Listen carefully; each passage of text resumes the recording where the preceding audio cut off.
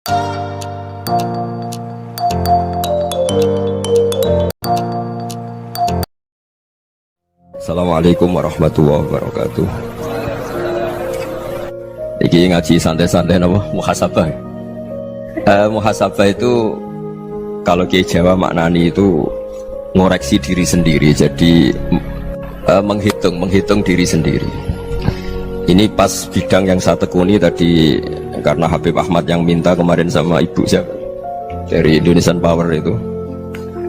Ibu Lia, saya turutin. Sekaligus saya sambil belajar terus tentang muhasabah. Dalam konteks Indonesia, muhasabah itu sudah jadi perilaku ya. Karena dulu orang tua saya, guru-guru saya kalau ngandani itu, bayangkan kalau kamu jadi dia. Jadi misalnya kita mentang-mentang atasan, otoriter sama bawahan, bayangkan kalau kamu jadi yang bawahan itu kayak apa? Laukun tamakanah, kalau orang Arab bilang bayangkan kalau kamu di posisi dia.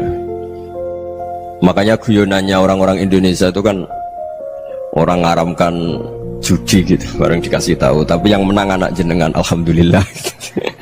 Ternyata ngaramkan itu karena ada anaknya, kalau anaknya yang menang ya seneng. Meskipun itu guyonan, tapi saya punya padanan itu dalam kitab Hikam. Nabi Ibrahim itu Khalilur Rahman, tentu bencinya minta ampun sama yang namanya maksiat. Suatu saat beliau diterbangkan di alam malakut. Itu kalau di Hikam saya halaman 15 juga. Saya masih ingat betul. Mungkin kalau Anda beda halaman karena beda cetakan.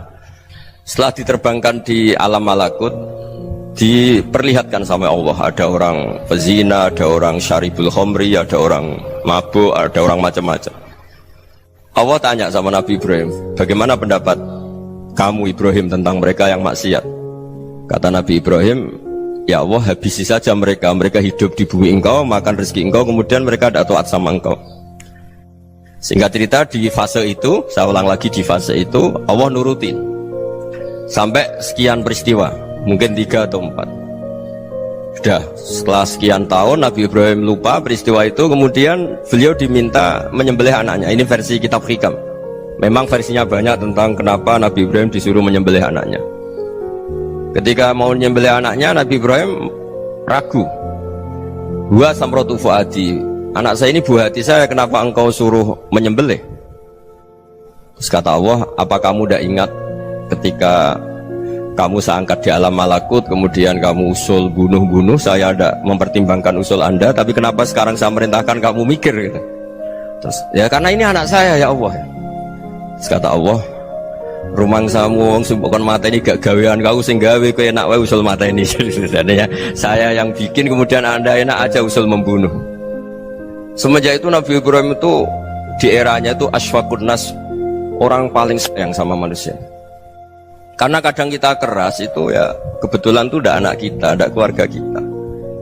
Cara orang Jawa itu kan gitu ya, kalau ada perempuan terus macak yang macam-macam pakai sepeda motor cowok, terus wah itu luput suwuk, semoga-moga gini. Tapi setelah dikasih tahu, niku ponakane jenengan, semoga-moga selamat. Jadi jangan-jangan kemarin ahli ma'asi itu kebetulan itu tidak keluarga kita. Kalau keluarga kita yang pernah salah pada kita, semangat kita mintakan maaf. Jangan-jangan kita didikte hukum sosial gitu. Jadi orang yang salah, kebetulan itu orang yang menservis kita, atau keluarga kita, atau orang dekat kita. Jangan-jangan semangat kita mintakan ampun. Tapi kalau sama orang lain kebetulan musuh kita semangatnya minta itu kena azab. Nah ini yang nggak boleh dalam Islam. Islam mengajarkan niru Rasulullah SAW, Nabi itu rahmatal lil alamin.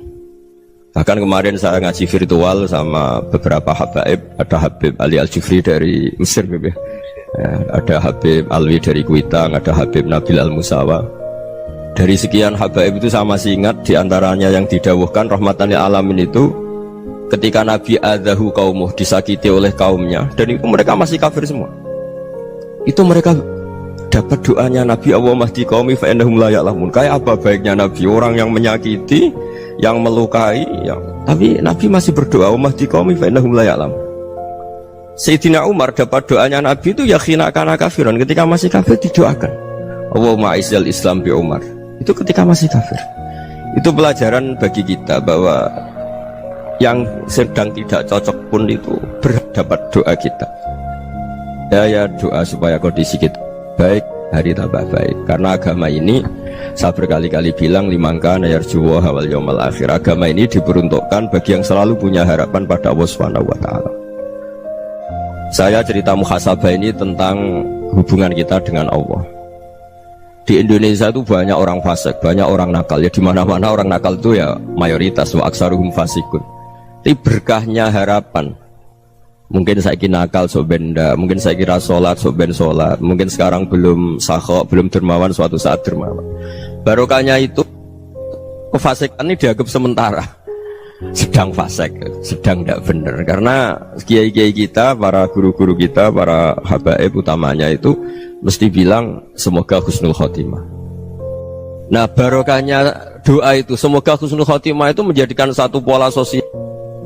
Yang sedang fasik ini masih diharapkan jadi lebih baik, jadi lebih, sehingga kita tidak ngambil sikap ekstrim yang ingin menghabisi atau ingin mengadili, tidak, karena selalu kita punya harapan. Dan agama ini limangka nerjuwa hawal yawmal akhir. Bayangkan dulu kalau yang nakal itu anak kamu, pasti kamu nggak ingin kan langsung dapat azab, dapat apa. Padahal kita semua jadi tokoh ini abul kulli, bapak dari semuanya. Sehingga ketika Rasulullah SAW jalan-jalan kemudian melihat perempuan sedang menyalakan api. Kalau apinya mati ditiup, anaknya dijauhkan. Nanti kalau sudah jauh dari api, anaknya digendong lagi. Terus kata Rasulullah, matur ke semua sahabat, Aro'aitum anna hadih tarihatan waladaha alan nar. Apa kamu berpendapat bahwa perempuan ini akan melemparkan anaknya ke neraka? Tidak ya Rasulullah. Tidak akan seorang ibu melemparkan anaknya ke api. Terus kata Rasulullah, Allahu arhamu min hadih biwaladiha. Allah lebih rahman, lebih rahim dibanding orang tua ini kepada anaknya. Ini yang harus kita kenalkan terus, kita kampanyakan terus, supaya orang hubungannya dengan Allah itu nyaman, asik. Sehingga dengan demikian selalu ada harapan bahwa yang sedang nakal ini suatu saat tobat. Kita tidak boleh menghukumi pasti begini, pasti gini, itu tidak wilayah kita. Itu juga yang dicontohkan Rasulullah SAW. Secara lahir Nabi itu nggak berkenan sama Wahsy, karena Wahsy itu salahnya salah fatal, karena membunuh ahabban nasi ila Rasulillah, yaitu membunuh Sayyid Hamzah. Jadi ketika Wahsy tobat, Nabi itu terima tobatnya. Dan ketika beliau dengan basariyahnya agak siap ketemu Wahsy karena harus ingat Sayyid Hamzah, basariyahnya diturutin. Oke, kamu iman, saya turutin, tapi jangan sering ketemu saya. Karena kalau ketemu kamu, saya masih ingat sama paman saya, Sayyid Hamzah. Kita bisa ngelola seperti itu. Kita tidak cocok sama orang, bagaimanapun mereka umat Rasulullah SAW, kita tetap mencintai mereka. Misalnya kalau beda agama, mereka sama-sama orang Indonesia, kita mencintai mereka atas nama warga Indonesia. Tapi kalau misalnya potongannya ora cocok, beda kultur, bawaannya itu mangkel no coro Jawa, ya bisa diilmoni, jangan ketemu. Wong sudah tidak cocok, ingin ketemu nyari solusi, roh ini tok seneng itu kan ya repot gitu. Ya sudah, kalau nggak pati cocok ya jangan sering ketemu. Dan itu kita bisa memanage seperti itu tuh bisa. Saya berkali-kali cerita tentang Imam Syafi'i. Kalau dikasih tahu ya Imam Abu Abdillah, panggilannya Imam Syafi'i, tetangga anda ini ternyata banyak yang nggak senang anda. Jawabnya beliau senang. Ya bagus kalau nggak senang saya, ndak utang saya katanya. Jadi gara-gara saman seneng aku ngatur aku ini kan. Nah mungkin saman rasa seneng kan ya enak. Jadi hidup tuh dianggap happy. Kalau seneng ya teman silaturahim, kalau nggak seneng ya nggak bakal utang gitu. Baru kayak rasa seneng itu nggak ganggu gitu. Jadi dulu itu orang bisa ngelola seneng ndak seneng itu bisa, karena ada kearifan hubungan dengan Allah Subhanahu wa Ta'ala. Hidupnya selesai karena masyghul bidzikrillah, mereka sibuk dengan Allah. Makanya kata ulama-ulama tasawuf, kamu jangan melihat manusia perilakunya, tapi kamu juga harus ingat yang gerakkan semua itu Allah Subhanahu wa Ta'ala. Dengan demikian kita farah, kita senang. Makanya Nabi kalau ngutus Anas bin Malik kemudian nggak kesampaian yang diinginkan karena Anas main, ketika garwa-garwani Nabi agak tersinggung, Nabi andaikan Allah menghendaki yang saya inginkan kesampaian, pasti itu kesampaian. Jadi dianggap kegagalan Anas gak manggil yang dituju Nabi itu ya kersane Allah, ya enteng saja. Sayyidina Ali lebih parah lagi yang dialamin. Itu dalam beliau kalau dipanggil tuh gak cepet-cepet ke sana. Ketika ditanya, kenapa kamu tak panggil gak cepet ke saya? Amin tuh ukubatak, karena aku tahu kau orang baik itu pemaaf. Jadi makanya orang-orang soleh dulu itu bodoh itu. Makanya sekarang kalau ada orang bodoh itu mesti dibidik orang soleh. Kalau orang-orang soleh itu kakean husnudzon lagi sering dibodohin. Abdullah bin Umar itu masyhur itu. Kalau ada budaknya sering sholat, sergap sholat itu dimerdekakan. Akhirnya nggak sholat pun pura-pura sholat. Akhirnya juga dimerdekakan. Ketika ditanya, kenapa engkau merdekakan? Padahal mereka sholatnya menipu engkau, kata pembisik-pembisik itu. Man khoda'ana lillah in khoda'na lah. Dia nipu atas nama Allah, berarti saat tertipu juga atas nama Allah. Gak masalah dong, semuanya demi Allah Subhanahu wa ta'ala. Jadi ketika kita ketemu mensifati Allah Ta'ala itu ghafir, Allah pemaaf. Jangan kamu nggak fair untuk diri kamu nyifati Allah ghafir, pada orang lain Allah kamu sifati syadidul iqab. Jadi Allah kamu atur, kayak MC tadi ngatur saya. Jadi Allah itu apa? Kalau pada saya ghafir, kalau pada musuh saya syadidul iqab. Itu nggak fair. Kalau Anda punya harapan kepada Allah karena Allah Rahman Rahim, Allah ghafir, sebenarnya Allah pada musuh kita ya bisa saja Allah ghafir, bisa saja Allah Rahman. Sehingga kita melihat orang lain yang kita tidak cocok itu ya enteng saja. Itu min ummati Rasulillah sing tanaluhu syafa'atuh, tanaluhu sa'atu rahmati, tanaluhu fair. Jangan dengan kita kayak mesti dapat rahmat, jangan orang lain kayak Allah pasti syadidul iqab. Itu tidak boleh. Sehingga ketika ada orang Badui, singkat cerita orang Badui ini kencing di masjid, semua sahabat membentak dia. Yang nggak bentak hanya Nabi tok. Saking mangkalnya orang ini karena semua sahabat bentak kecuali Nabi. Setelah dibenarin Nabi, terus Nabi nyuruh sobu ali dhanuban min ma'in. Setelah disucikan masjid itu, dia berdoa keras sekali. Allahumma arhamni wa Muhammadan wa la tarham ma'ana ahadan. Ya Allah, yang berhak dapat rahmatmu hanya saya dan Nabi Muhammad, yang lainnya jangan. Karena yang lainnya tuh jengkelin, gitu aja saya salah dimarah-marahin gitu. Jadi kalau kamu doa terbatas ya kayak orang Bedui ini, kayak orang Arabi. Apa kata Nabi? Laqad tahajjarta wasi'an. Allah yang rahmatnya luas menjadi kamu sempitkan karena kamu mau atur Allah hanya rahman pada Indonesian Power, pada NU, pada kita, yang orang lain nggak perlu dapat. Itu kan kasihan Islam, karena Islam terus nggak dimiliki semua orang. Allah nggak dimiliki semua orang, Rasulullah nggak dimiliki semua orang, karena di NU, di ormas tertentu, di nggak boleh seperti itu. Nggak boleh takhasyar tawasian, kata Nabi, nggak boleh mempersempit zat yang rahmatnya itu luas. Ini semoga etika ini kita pakai di Indonesia. Yang sedang fase kita harapkan lebih baik, yang sedang nggak dapat hidayah kita doakan dapat apa? Hidayah.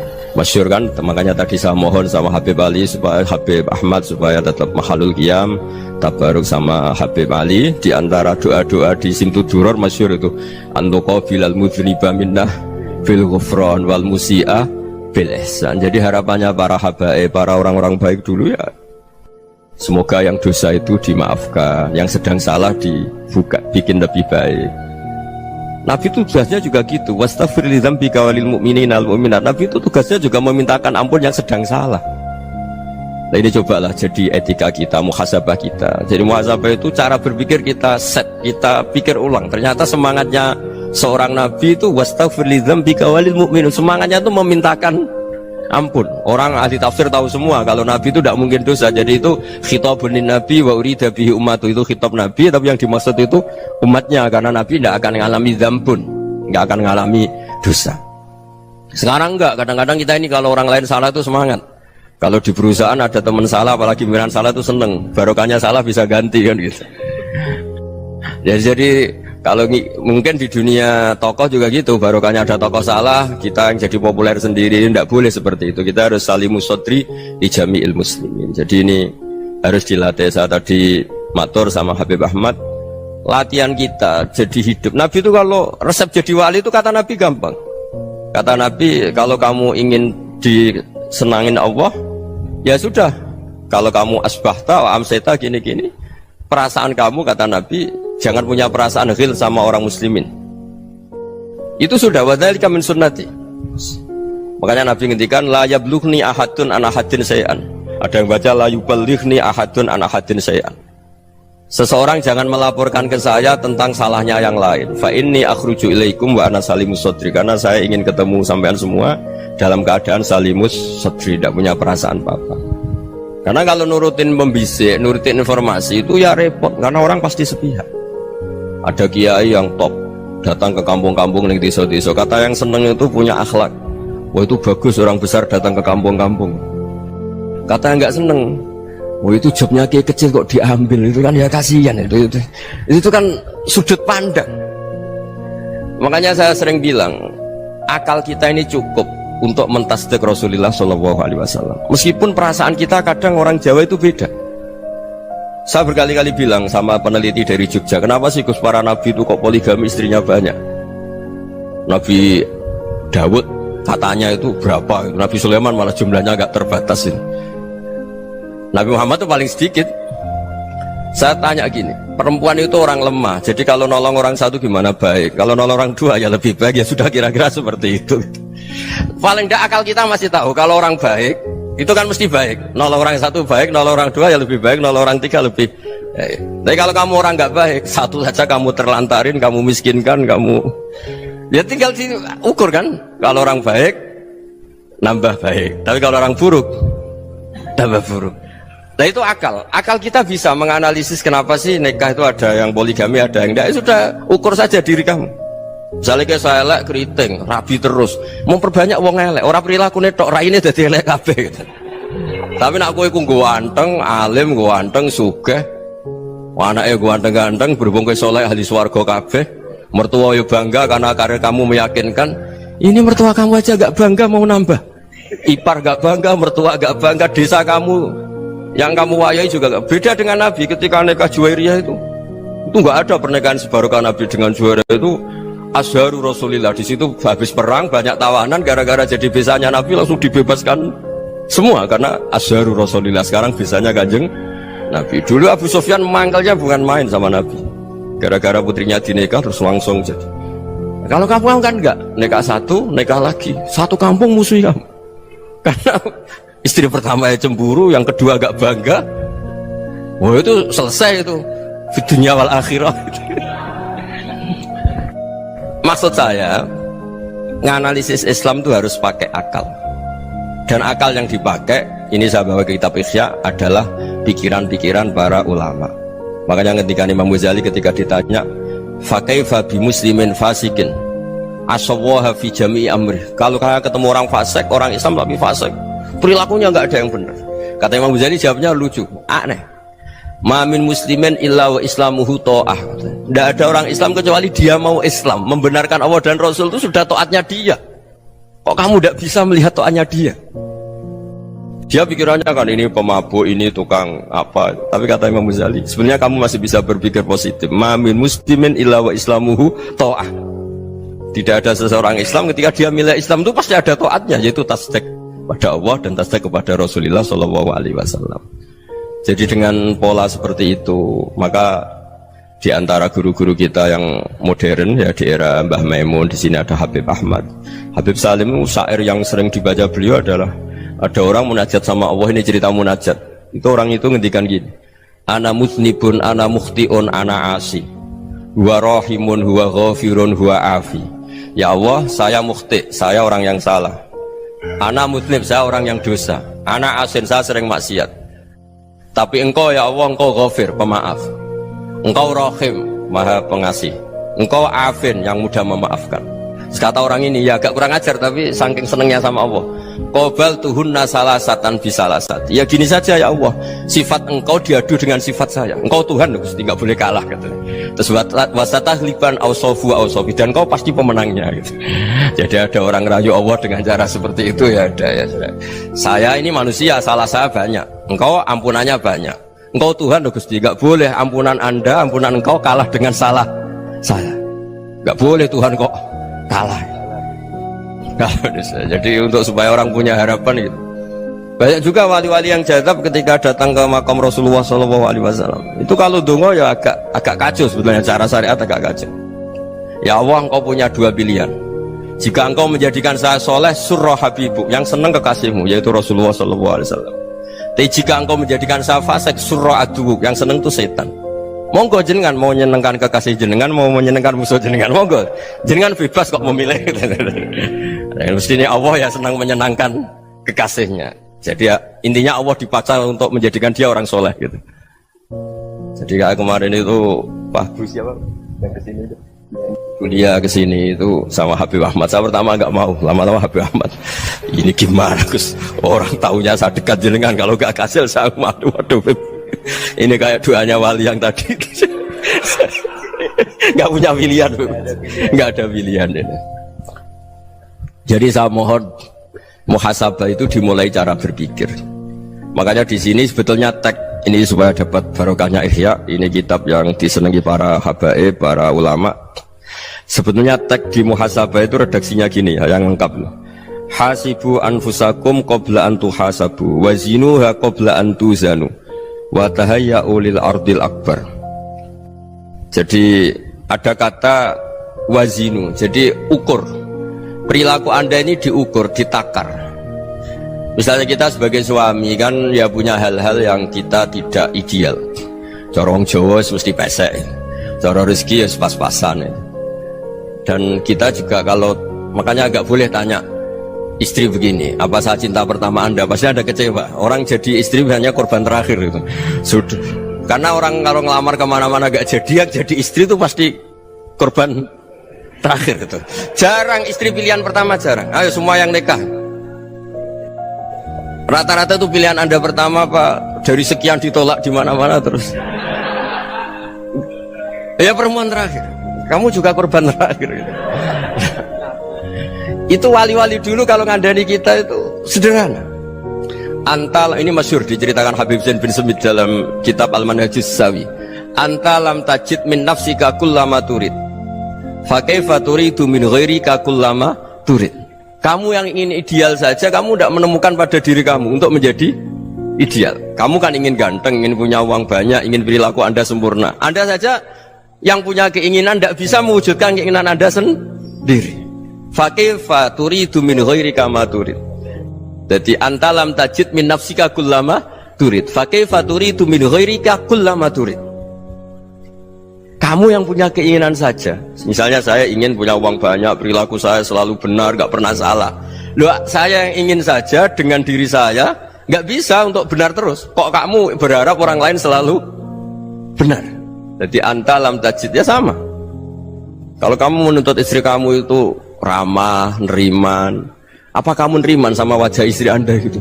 Engkau ya pola neng dindi jajaki sana jajaki sini, kamu sendiri tidak tahu apa. Jadi itu nasihat yang luar biasa. Antalam tajid min nafsika kullama turid fa kaifa turidu min ghairika kullama turid.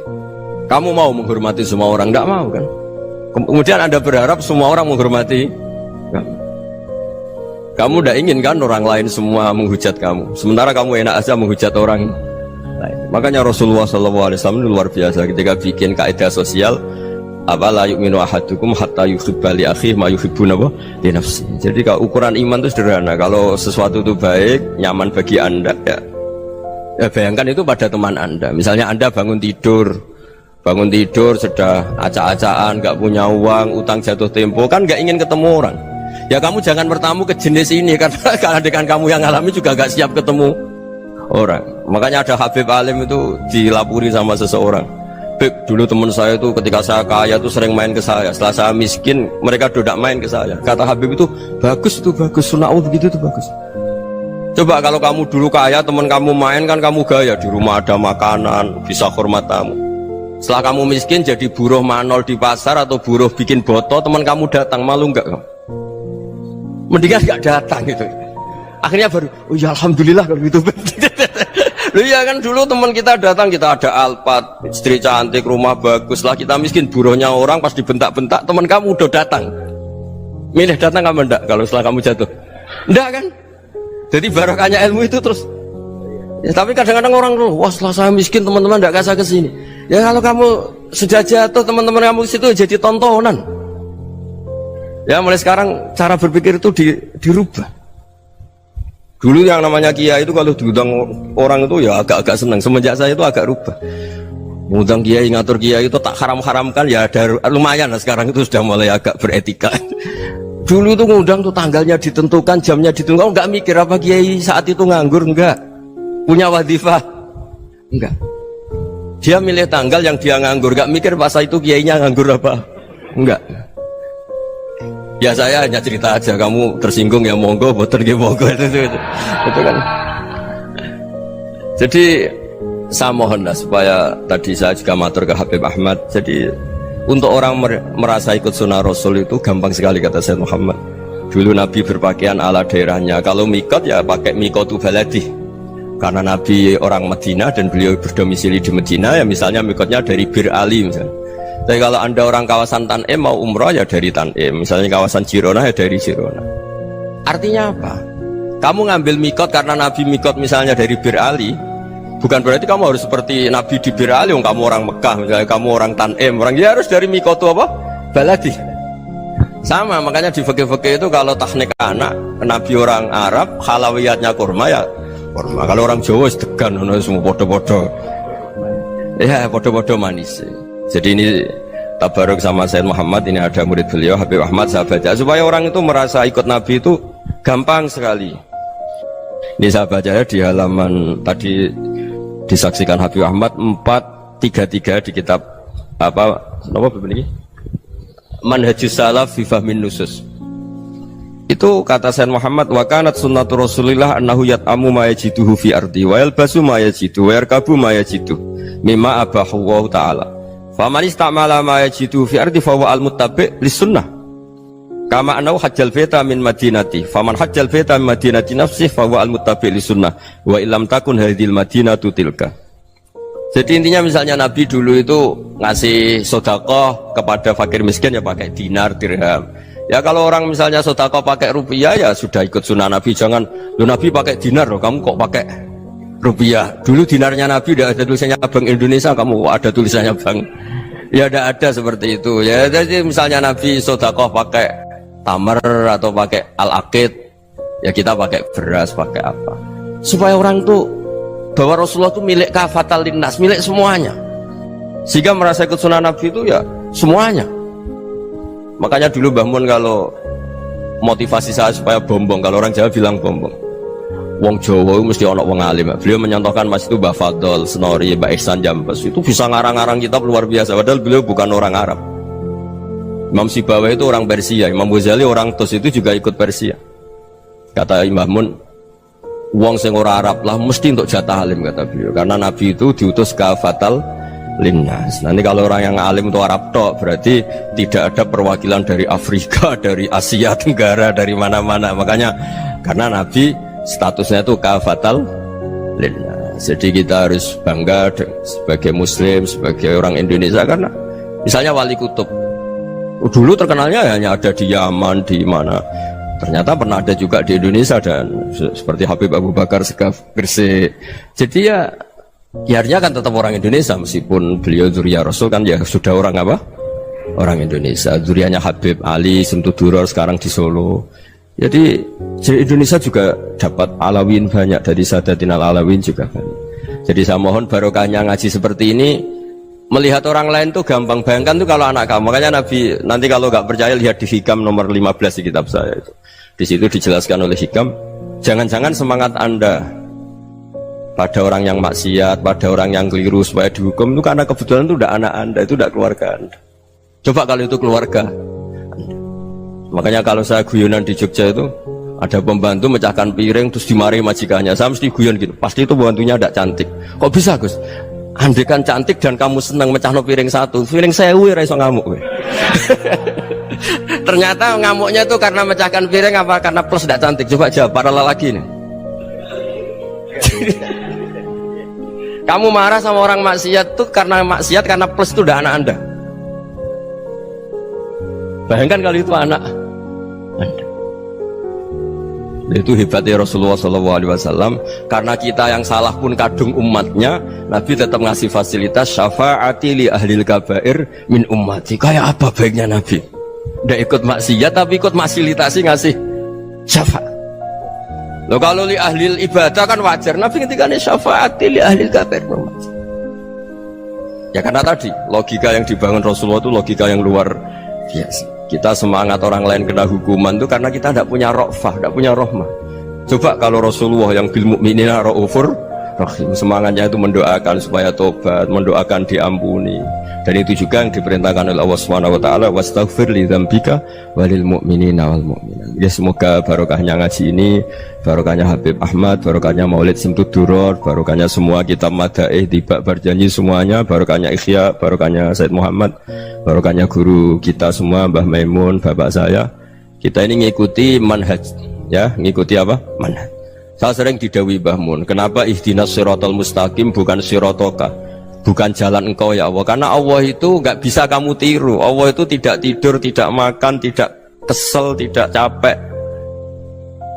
Yang bisa ditiru itu siratal ladzina an'amta alaihim. Yang bisa ditiru manusia ya niru manusia, karena Allah itu tidak bisa ditiru. Makanya ihdinas siratal mustaqim siratal ladzina. Dan niru siapa? Niru guru-guru kita. Termasuk niru cara pandang. Jadi misalnya ada orang awam di rumah itu hanya delok reng, delok tikus liwat, itu kan kayak nganggur. Kok ora tahajud malah mendelok reng.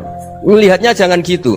Huwa tarokal ma'asiyah. Dia di rumahnya ndak dugem, ndak kemana-mana. Dia berarti malam itu tarkul ma'asi. Tidak nyopet, tidak garong, tidak ke tempat maksiat. Susahnya apa sih husnudzon? Jadi jangan lihat huwa tarkut tahajud, huwa tarokat tahajud, wa taroka qiyamal lail. Oke ya, namanya orang begitu ya tidak tahajud, tidak qiyamul lail. Tapi susahnya apa sih kamu bilang huwa tarokal ma'asiyah? Dia juga meninggalkan maksiat, dan tarkul maksiat itu ibadah. Supaya orang tuh gampang lah husnudzon sama orang muslim. Ini orang mukmin, orang yang luar biasa. Di mata Allah itu orang yang luar biasa. Kayak tadi Imam Ghazali, kalau saya ketemu orang muslim kemudian dia tidak pernah baik, gimana? Kata Imam Ghazali, ma min muslimin illa wa islamuhu ta'ah. Tidak ada orang Islam ketika dia mentasdihkan Allah dan Rasulullah, berarti dia juga punya taat. Ya ini latihan saja, sing iso nglakoni Habib Ahmad kula namung cerita mawon. Kula cerita secara akademik, saya punya kitab, saya baca, dan alhamdulillah kita paham barokahnya para guru, dan supaya terbiasalah. Sebaik-baiknya ibadah husnudzon billah wa husnudzon bil mu'min. Soal tidak cocok ya diilmoni tadi ya, namanya nggak cocok ya jangan sering ketemu. Seperti Rasulullah SAW, beliau karena sangat mencintai Said Hamzah, ketemu orang yang pernah begitu sama Said Hamzah ya beliau secara basyariah tidak siap. Tapi beliau secara cara bahasa sekarang, secara profesional, kalau beliau seorang nabi dan harus menerima tobatnya siapapun ya diterima. Saya meskipun dengan AB gak cocok karena dia begini-begini sama saya, tapi saya ingat dia sholat, dia baca sholawat, dia mencintai Rasulullah, ya kita hormat. Ya soal gak cocok ya di manage tadi ya, zuruhiban tasdid huban. Kalau gak pati cocok ya jangan sering ketemu, bawaannya enak nanti. Ya semuanya itu diilmoni lah. Makanya ngendikane Ma'ruf Al-Qurhi ada yang baca Al-Kharki, mangqala fil yaumi salasa marrat wa marham ummata Muhammad kutiba minal abdal. Karena semangat mencintai siapapun satu hari sering baca marham ummata Muhammad, wa ma aslih ummata Muhammad, wa ma tajawaz an ummati Muhammad, itu mesti kutiba minal abdal. Dia pasti termasuk wali abdal. Maksudnya semangat mencintai ya dilatih lah. Misalnya Indonesia Power atau PLN, andai kan tidak ada PLN tuh kayak apa? Orang nggak bisa ngaji, tidak bisa aktivitas. Ya barokahnya ada PLN, barokahnya jasanya. Kita sadar, tidak semua kebaikan kita ini memenuhi keinginan orang banyak. Gitu. Orang banyak ingin listrik, ingin saluran apa, dan itu kadang yang mewujudkan orang lain atau kelompok lain. Ya karena itu manfaat ke orang lain ya kita doakan. Karena khairunas anfa'uhum linnas, sehingga kita terbiasalah ngakui orang lain. Seperti semangatnya Rasulullah SAW, semuanya itu didoakan, semuanya diinginkan kebaikannya. Bahkan Nabi gak putus asa sampai di akhirat. Ketika Nabi lain sudah putus asa karena sudah akhirat, sampai dimintai syafaat semuanya bilang nafsi, nafsi. Karena merasa semuanya gak punya nyali di depan Allah, karena ini sudah akhirat, sudah finish. Tapi apa Rasulullah? Analah, ya udah saya sanggup mensyafaati kalian. Terus kata Nabi, fa'atiyal arsya, saya mendatangi aras, fa'akhirru lahu sajidan, saya sujud, wa ahmaduhu bima hamida allamaniha rabbi. Kemudian saya tetap muji Allah dengan pujian yang terus menerus.